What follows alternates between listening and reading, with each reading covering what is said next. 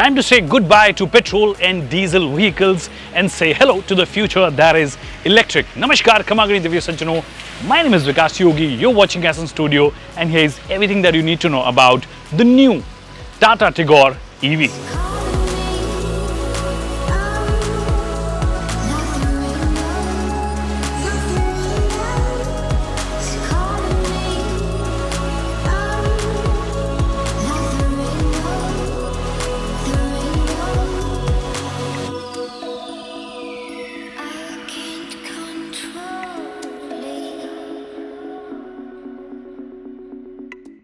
Alright, तो Tigor EV styling में कितनी कुछ अलग है अगर आप इसके टी एक्सप्रेस या एक्सप्रेस टी वर्जन से कंपेयर करें, जो कि सिर्फ फ्लीट ऑपरेटर्स को मिलता है, मतलब वो टैक्सी में चलता है। एक्चुअली मोर और लेस सेम लगने वाली है। इनफैक्ट जो फेस लिफ्टेड टिगोर आई थी उसके जैसी ये लगती है। उसमें जो ऑब्वियस चेंजेस करने पड़ते हैं, जैसे कि जो ग्रिल है, ये जो ब्लैक ग्रिल आपको नज़र आ रही है और ये ब्लू लाइन जो जा रही है, इसको ह्यूमैनिटी लाइन ओवरऑल इसको बोलते हैं, वो आपको यहाँ पे नज़र आएगा। ऑफकोर्स ट्रेडिशनल ग्रिल नहीं है, बट दिखने में दूर से आपको वैसी ही लगती है। फिर अगर आप एयर डैम की बात करोगे, it's of no use of course, but वो स्टाइलिंग जो है वो आपको जो टिगोर फेस लिफ्टेड मॉडल है उसके जैसा लगता है। एक जो बड़ा बदलाव आपको नज़र आएगा वो है कि आपको प्रोजेक्टर हेडलैम्प्स मिलते हैं।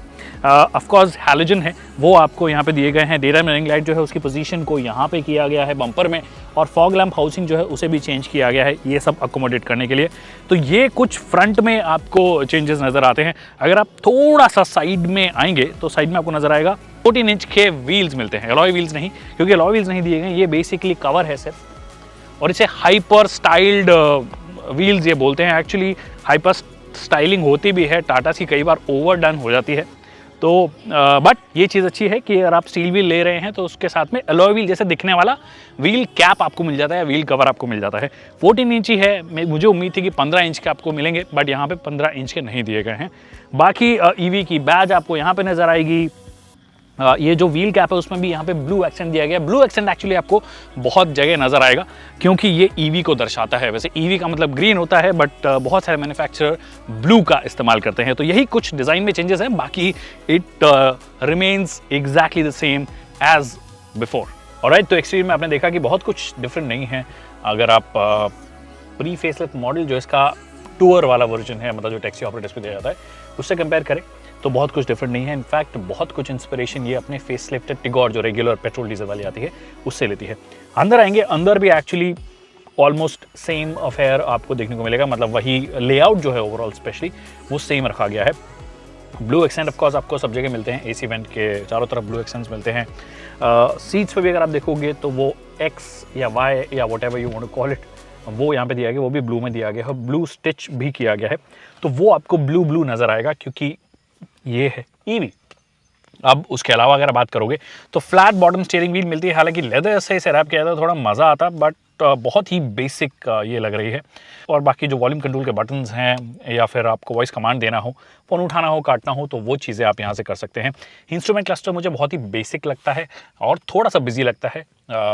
मतलब स्पेशली ये जो सारे इंडिकेटर्स आते हैं वो एक जगह बहुत ज़्यादा हो जाते हैं, और फिर मोड साइड जो अगर देखोगे तो वहाँ पर भी थोड़ा बिजी हो जाता है। वहाँ पर भी मतलब सराउंडिंग अगर आप देखोगे इंस्ट्रूमेंट क्लस्टर की, वहाँ पर भी आपको ब्लू नज़र आता है। अब इंफोटेनमेंट सिस्टम है वो एग्जैक्टली सेम है। हार्मन के आपको स्पीकर्स मिलते हैं, हार्मन का सिस्टम आपको मिलता है। अच्छा साउंड क्वालिटी है, वूफर्स आपको दिए गए हैं, बहुत ही बढ़िया साउंड करते हैं फॉर श्योर। उसके अलावा एसी कंट्रोल के बटन जहाँ पे दिए गए हैं नीचे की तरफ, क्वालिटी हालांकि इनकी थोड़ी ओके टाइप्स है। और जब आप एसी में कुछ चेंजेस करते हो तो वो चेंजेस आपको यहाँ पे कहीं कोने में दिखते हैं टच स्क्रीन के। तो इंस्टेड ये जो स्क्रीन दी गई है ये फ्री में ऐसे ही पड़ी है, तो इसको यूटिलाइज किया जा सकता था और कुछ काम की चीज़ यहाँ पे दी जा सकती थी, बट वो यहाँ पे मिसिंग आपको नज़र आएगा। बाकी क्वालिटी लेवल्स एक्चुअली देखिए, ये सेफ्टी की जब बात आती है तो हम यूजुअली बोलते हैं कि क्वालिटी मतलब बेटर है, बहुत अच्छी है, बट जब बिल्ड की आप बात करोगे और फिट एंड फिनिश की बात करोगे तो वो एक अलग सब्जेक्ट है आपकी सेफ्टी से। सेफ्टी में ऑफकोर्स को 4 स्टार रेटिंग मिली है, अभी रिसेंटली ग्लोबल एनकैप हुआ, विच इज़ फैंटास्टिक। टाटा की ऑलमोस्ट हर गाड़ियाँ बहुत अच्छा स्कोर करती है, इसने भी बहुत अच्छा किया है। टियागो भी 4 स्टार है और ये भी 4 स्टार है, जो कि सेम प्लेटफॉर्म है।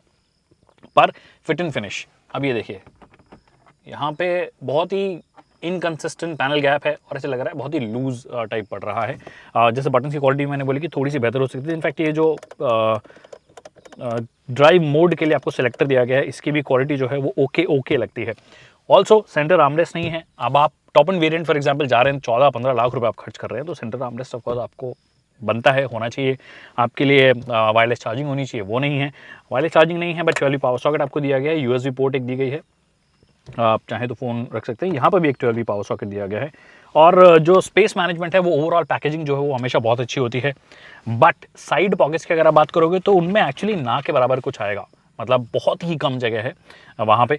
और ये वाला जो एरिया है यहाँ पर भी एक्चुअली कुछ काम की चीज़ नहीं रख सकते आप, थोड़ा बहुत आप पेपर वेपर हल्का फुल्का पर्ची वर्ची रख दीजिए और सिक्के विक्के रख दीजिए, एंड दैट्स अबाउट इट। यहाँ पे भी 2 छोटी बॉटल्स आती हैं, यहाँ पे ऑफकोर्स बड़ी बॉटल आती है, बट कूल्ड ग्लव बॉक्स आपको दिया गया है जो कि ठीक ठाक है साइज़ में, और ऊपर एक अलग से कंपार्टमेंट बनाया गया है जिसमें आप चाहें तो कुछ रख सकते हैं। तो यही चीज़ें आपको देखने को मिलती है। एक मुझे ऑटो डिमिंग IR नहीं मिला है, जो कि मेरे सबसे इंपॉर्टेंट चीज़ों में से है, फीचर्स में से है, वो यहाँ पे मिसिंग लगता है।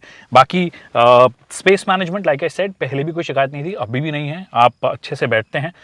और क्योंकि फन भी करने का मन करता है आपको, इलेक्ट्रिक भी है, हैंडलिंग भी बहुत अच्छी है, तो बहुत अच्छी पोजीशन में भी आप आते हो, अच्छी विजिबिलिटी भी ओवरऑल आपको नज़र आती है। यहाँ पे ऑफ कोर्स जो स्टीयरिंग है उससे आप टिल्ट तरीके से एडजस्ट कर सकते हो, टेलीस्कोपिक तरीके से आप एडजस्ट नहीं कर सकते हो। बाकी जो ड्राइवर सीट है उसे आप 6 वे एडजस्ट कर सकते हो मैन्युअली। तो यही कुछ आपको यहाँ पे देखने को मिलता है। और अब चलते हैं इसके रियर सीट में, चेकआउट करते हैं वहाँ पे क्या कुछ आपको देखने को मिलेगा। और पीछे जाने से पहले एक चीज़, टाटा को वैसे एल्ट्रॉस के साथ में हमने देखा था कि 90 डिग्री गेट देने की आदत है, काफ़ी वाइड होता है, ये भी एक्चुअली काफ़ी वाइड है। 90 डिग्री तो नहीं है, बट 65-70 डिग्री भी होता है, तो बहुत अच्छा इंग्रेस और इग्रेस आपको मिल जाता है। So that is a good thing. Do you here that sound? दिखाता तो है कि भैया माल मटेरियल तो है वो शानदार यूज़ किया गया है, और इसी वजह से इनको सेफ्टी रेटिंग डेफिनेटली मिलती है। हालांकि साइड हमारे क्रैश टेस्ट नहीं होता है, तो उसका प्रोटेक्शन का पता नहीं है, बट ओवरऑल काफ़ी सेफ फील होती है जब ये जिस हिसाब का प्लास्टिक यूज़ किया हुआ है। अब सीटिंग की बात कर लेते हैं। फ्रंट सीट मेरे हिसाब से जैसे इनफैक्ट 5-8 का भी बंदा वहाँ पे बैठ सकता है, मैं थोड़ा पीछे बैठता हूँ। और उसके बाद भी नी रूम बहुत अच्छा है, लेग रूम बहुत अच्छा है, पाँव को आप अच्छे से स्प्रेड कर सकते हो, एक्चुअली बहुत अच्छा है। थाई सपोर्ट भी मेरी जितनी हाइट है 5'6", 5'7" के आसपास, तो आपको सही मिलने वाला है। बट अगर आप थोड़े लंबे हैं तो आपको हो सकता है थोड़ी शिकायत हो। हेडरूम भी एक शिकायत हो सकती है लंबे लोगों के लिए। If you are about 5'7", 5'8", then it should not be a problem, but if you are taller, और अगर आप इनफैक्ट ऐसे भी करके बैठते हैं तो मेरा भी टच होता है, तो आपको थोड़ा एकदम नीचे होकर बैठना पड़ेगा, जो कि कई लोग बैठते हैं। बट ये इसका एक्चुअली थोड़ा स्लोपिंग रूफ है, थोड़ा कूपे टाइप स्टाइलिंग की गई है, उसकी वजह से ये थोड़ा कम हो जाता है यहाँ पे हेडरूम, तो वो एक चीज़ है। बाकी विजिबिलिटी बहुत अच्छी है यहाँ से। और अब आपको सेंटर आर्मरेस्ट भी दिया गया है, जिसमें 2 कप होल्डर्स दिए गए हैं of course, which is a good addition. Fix type के आपको हेडरेस्ट दिए गए हैं, तो आपको बहुत मुश्किल होती है इनको यूज़ करने में एक्चुअली, इन केस कई लोग कंफर्ट के लिए यूज़ करते हैं, वैसे नेक विप्लैश के लिए ये यूज़ होता है, in case of an accident आपकी गर्दन पर बहुत ज़्यादा चोट ना आए, विप्लैश इंजरी ना हो आपको, उसकी वजह से होता है। बट कई लोग कंफर्ट की वजह से भी यूज़ करते हैं। मिडिल में एक छोटा सा जुगाड़ टाइप किया गया है, उसको थोड़ा बेहतर किया जा सकता था, बट फिर वो ब्लॉक करता व्यू, एक वो भी चीज़ है।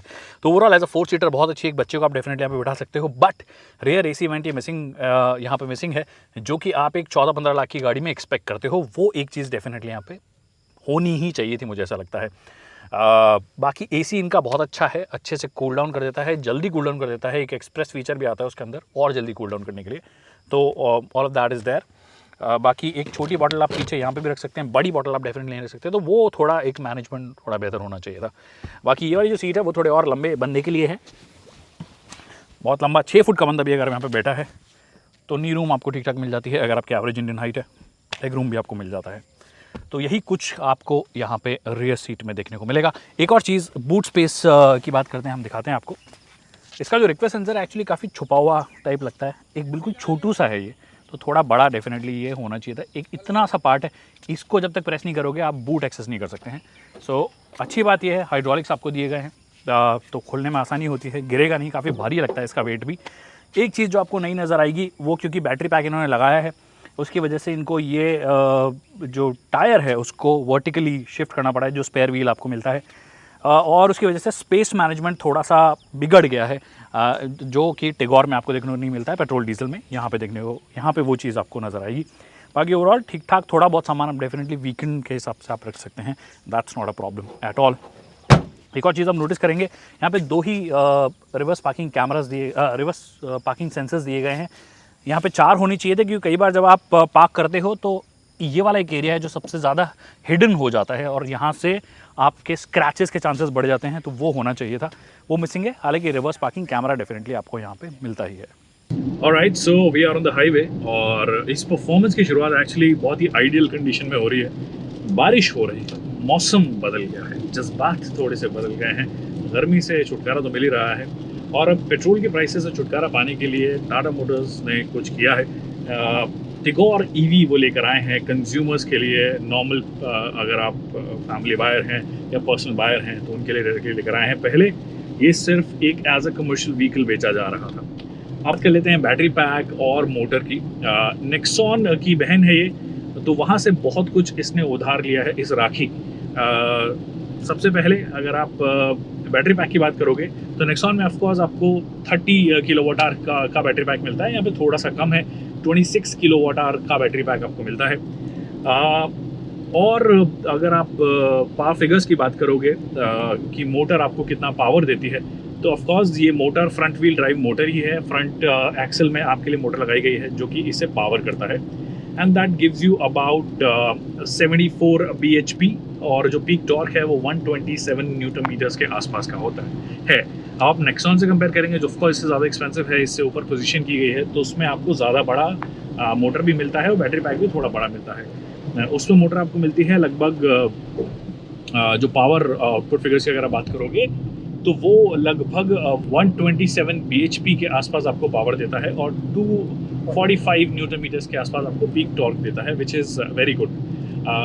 और मुझे लगता है कि क्योंकि ये थोड़ी सी लाइट वेट भी है, उसे नीचे पोजीशन भी की गई है, तो जो मोटर और बैटरी का कॉम्बिनेशन है वो ठीक ठाक आपको रेंज भी ऑफर कर देता है और ठीक ठाक परफॉर्मेंस भी ऑफर कर देता है। It actually feels like a very regular car, much better than of course Tata's own petrol engine जो 1.2 का इनका रेबोट्रॉन आता है, उससे डेफिनेटली मच बेटर लगी, क्योंकि वो पेट्रोल होते हुए भी डीजल की जैसी आवाज़ करता है और डीजल तो फिर इनका अलग आवाज़ करता ही करता है। तो काफ़ी स्मूथ आप इसे बोल सकते हो ओवरऑल, और काफ़ी साइलेंट ऑफ कोर्स इलेक्ट्रिक है तो है ही है, पर पॉइंट वो है कि ये ज़्यादा बेहतर आपको ओवरऑल लगेगी। अब जिस प्राइस ब्रैकेट में आई है उस प्राइस ब्रैकेट में एक्चुअली इतनी रेंज देने वाला कोई और ईवी आपको मिलता नहीं है। एक KUV 100 है आई थिंक, जो कि आपको कम रेंज ऑफ कोर्स देता है, 200 किलोमीटर से कम रेंज, क्लेम्ड रेंज आपको देता है। इसकी अगर मैं बात करूं तो इसकी जो क्लेम्ड रेंज है वो लगभग 300 किलोमीटर से ज़्यादा है जब आप इसे 100% चार्ज कर लेंगे। अब चार्ज करके जैसे कि मैंने कहा 300 किलोमीटर कंपनी का क्लेम है, 306 के आसपास to be precise, but realistically मैं आपको बताऊं जिन कंडीशंस में हम चलाते हैं शहर प्लस हाईवे सब मिला के, तो लगभग 200 किलोमीटर के आसपास ये रेंज आपको दे देना चाहिए। और अच्छी बात है रीजन ब्रेकिंग जो है वो बहुत ही एफिशिएंटली, बहुत ही तमीज़ से काम भी कर रही है। आप जैसे ही एक्सेलरेटर से पावर आते हैं आपको यहाँ दिखने लग जाता है कि ये देखिए रीजन शुरू हो गई। ब्रेकिंग करते हैं, डी एक्सेलरेशन करते हैं, तो उस वक्त आपको रीजन दिखाई देने लग जाता है। अगर आप तमीज़ से चलाएंगे तो फॉर श्योर आप 200 किलोमीटर तो ईजिली निकाल लेंगे, जो कि नेक्सॉन के साथ में भी है। नेक्सॉन के जो मोस्ट बायर्स हैं वो 190-200 के आसपास निकाल पा रहे हैं।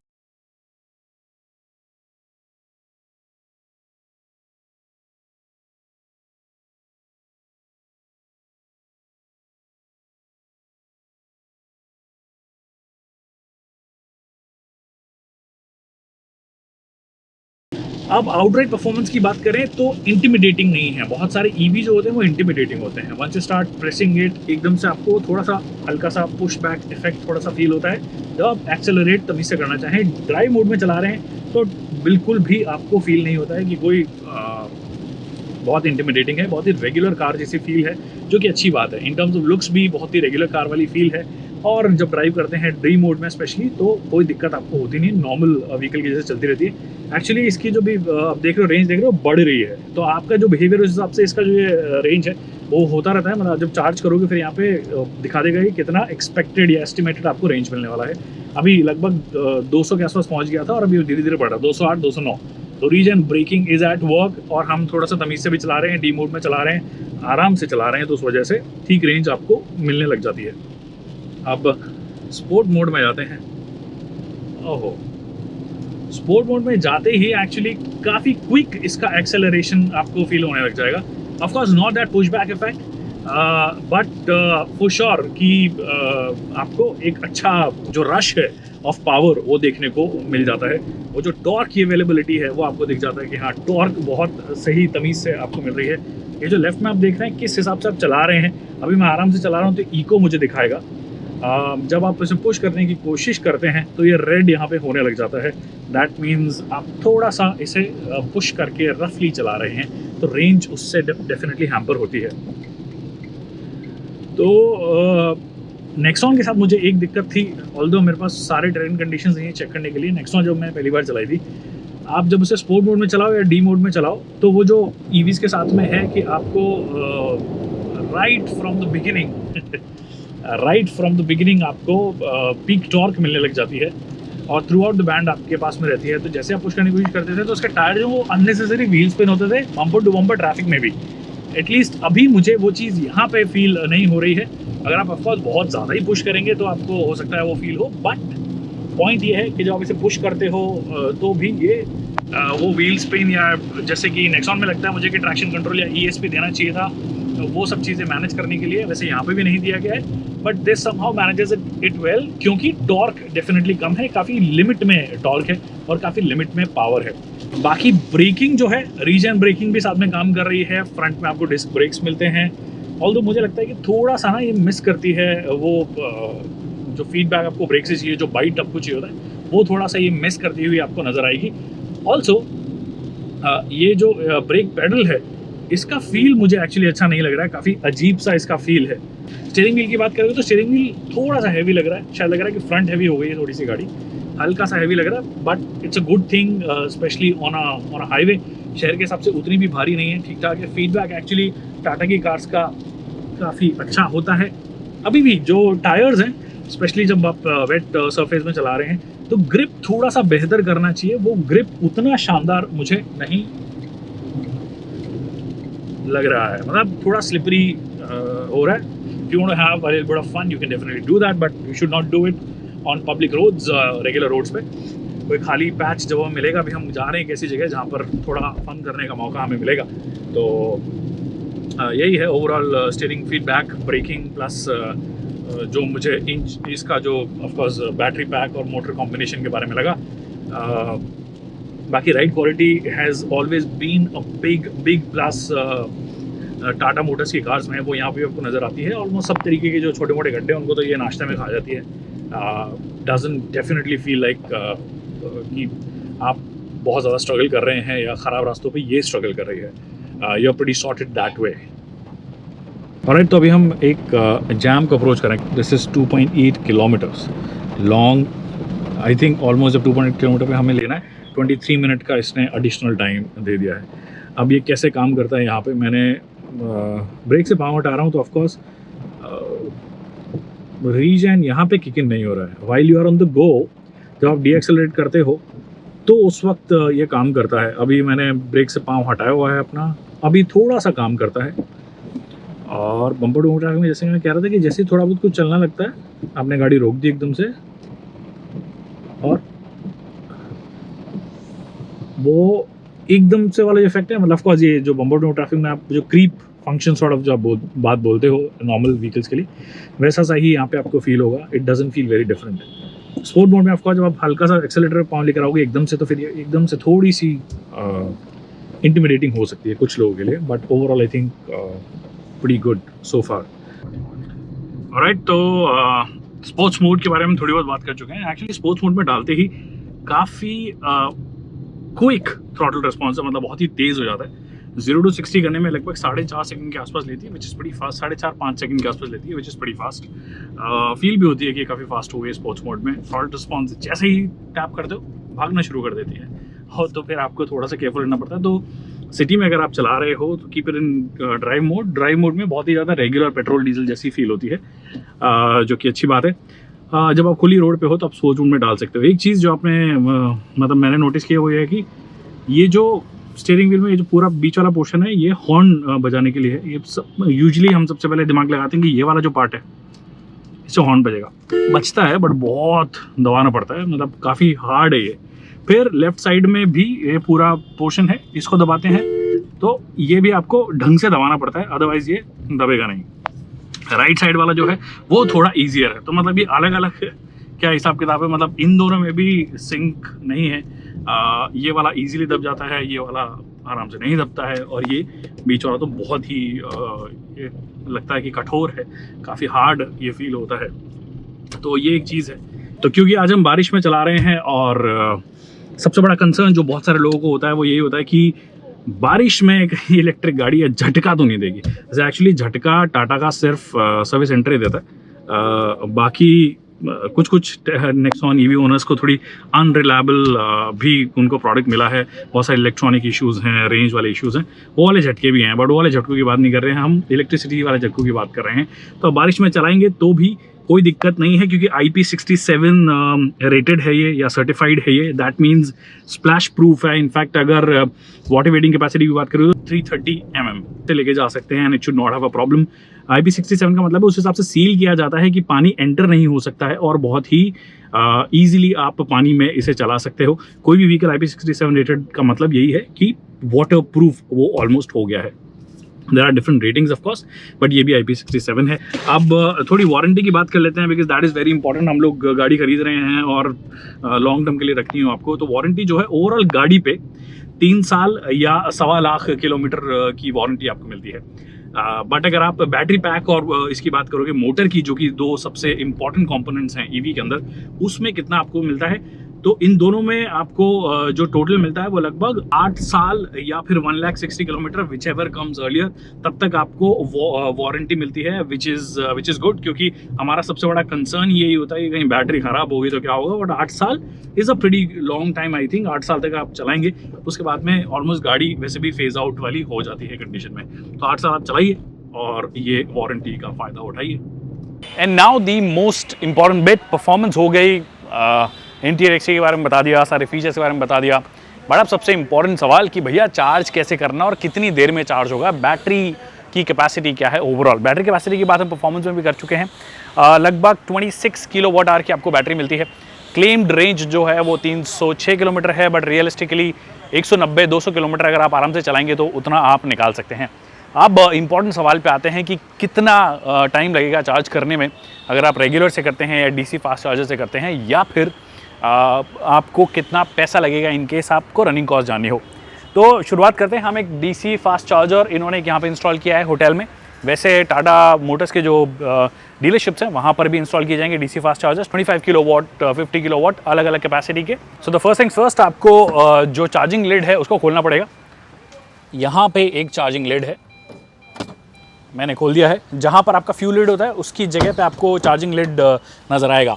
उसके बाद में ये बीच में एक बटन दिया हुआ है लॉक और अनलॉक का, if you can see it. इसको मैं दबाऊंगा और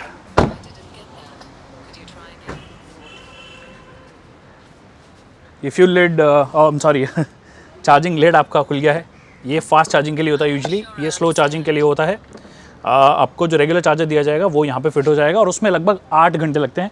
बट से if you have a 30 kilowatt battery charger, अगर वो आपको लेना है तो क्या करना है, तो ये आपको नज़र आ रहा होगा, ये नीचे वाला, और ये पूरा एक्चुअली फिट हो जाता है। वैसे कई जगह पे सिर्फ ऊपर वाला भी मिलता है, उससे फास्ट चार्जिंग हो जाती है। सबसे पहले हमें इसे लगाना पड़ेगा।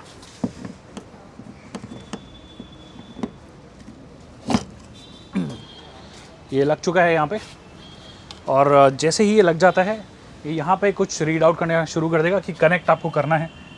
मैं कनेक्ट पे टैप करूँगा।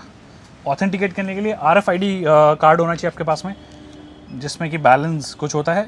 ऑटो पे आपको सिंपली टैप करना है। तो ये अभी वेटिंग कर रहा है, आवाज़ आपको सुनाई दे देगी, चार्जिंग शुरू हो गई है। तो अगर आप DC फास्ट चार्जर से चार्ज करते हैं, इन्होंने बोले कि 25 किलोवाट से लेकर 30 किलोवाट का अगर चार्जर होगा तो लगभग 1 घंटे में ये 90% के आसपास, 80 to 90% चार्ज कर देता है, which is pretty fast. But like I said कि 2 बार आप फास्ट चार्ज कर सकते हो, फिर इसको आपको नॉर्मल चार्जर, स्लो चार्जर से ही चार्ज करना पड़ेगा, फिर उसके बाद आप वापस से फास्ट चार्जर से चार्ज कर सकते हो। So that is what it is. इसके बाद में ऑफकोर्स यहाँ से आप कैंसिल कर सकते हो। कैंसिल करने के बाद भी आपको ट्रांजैक्शन कैंसिल करने के लिए RFID का अप्रूवल चाहिए होगा। RFID ने अप्रूव कर दिया, and that's what it is. उसके बाद में सिंपली आप इसे ऐसा निकाल सकते हैं और ये वापस से आप लगा देंगे। ऑलराइट, अब सबसे इंपॉर्टेंट सवाल कि कितना रुपए आपको लगेगा अगर आप रनिंग कॉस्ट के हिसाब से देखते हैं, क्योंकि फ्यूल प्राइसेस तो बढ़ रही है, इसीलिए आप इलेक्ट्रिक व्हीकल की तरफ जा रहे हैं। तो ऑन एन एवरेज अगर आप जयपुर जैसे शहर में जहाँ पे 7-8 रुपये पर यूनिट आपको चार्जेस लगते हैं, रनिंग कॉस्ट एवरेज आपकी निकलेगी लगभग 1 रुपये पर किलोमीटर, विच इज़ फैंटास्टिक। मतलब आपको 500 किलोमीटर जाना है, 500 रुपये आपके लगने वाले हैं। So that's what it is charging के बारे में। अब फाइनली जो फाइनल बात करेंगे वो करते हैं।